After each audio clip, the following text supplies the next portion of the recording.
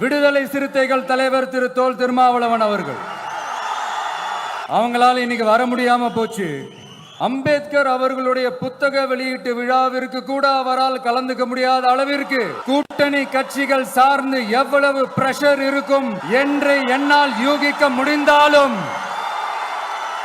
நான் இப்ப சொல்றேன், அவருடைய மனசு முழுக்க முழுக்க இன்னைக்கு நம்மளோட தான் இருக்கு.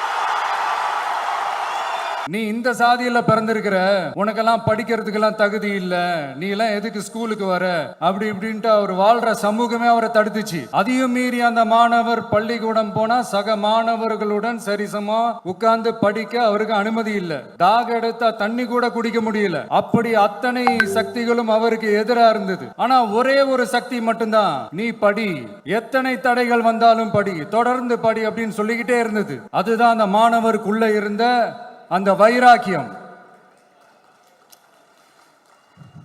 அந்த சின்ன வயசுல அந்த மாணவருக்குள்ள எப்படி அப்படி ஒரு வைராக்கியம் வந்துச்சுன்னு நினைச்சு பார்க்கும்போது உண்மையிலே பிரமிப்பா தான் இருந்துச்சு. அந்த வைராக்கியம் தான் அந்த மாணவரை பிற்காலத்தில் இந்த நாட்டோட ஒரு தலை சிறந்த இன்டெலெக்சுவலா டிரான்ஸ்ஃபார்ம் ஆகிறதுக்கும் காரணமா இருந்துச்சு.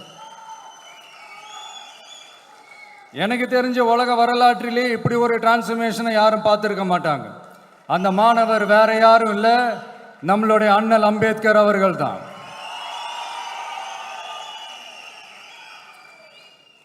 வன்மத்தை மட்டுமே தனக்கு காட்டி இந்த சமூகத்திற்கு அவர் திருப்பி என்ன செஞ்சாரு அப்படின்னு அதை படிச்சு பார்க்கும்போது உண்மையிலே மெய்சில் இருக்க வச்சுது.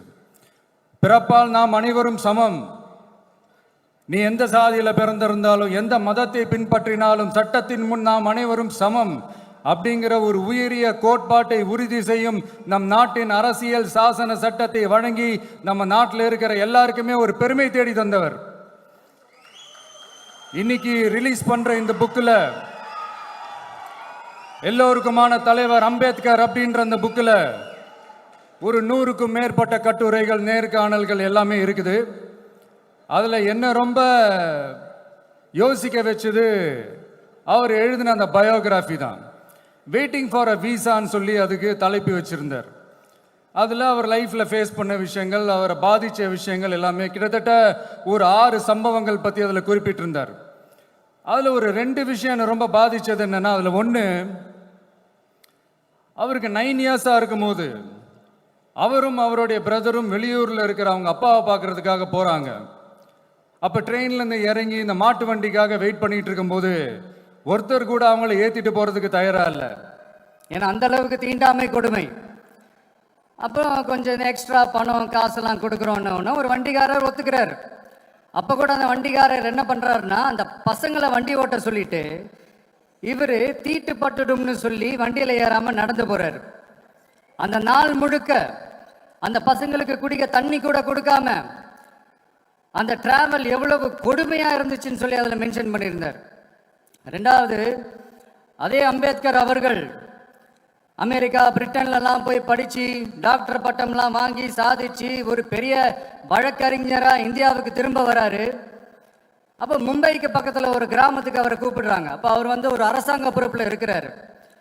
அந்த கிராமத்துக்காரங்க ஒரு வண்டியை ஒன்று ஏற்பாடு பண்ணி அவரை கூட்டிகிட்டு வரணும்னு நினைக்கிறாங்க.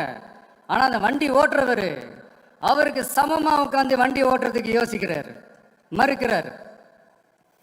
ஒரு லண்டனுக்கு போய் ஒரு பாரிஸ்டர் பட்டம் வாங்கிய அம்பேத்கரை விட ஒரு வண்டி ஓட்டுறவர் தன்னை உயர்ந்தவனா நினைக்கிறார். அதுதான் அந்த சமூக கொடுமை தான் அவரை சமத்துவத்துக்காக போராட வச்சது.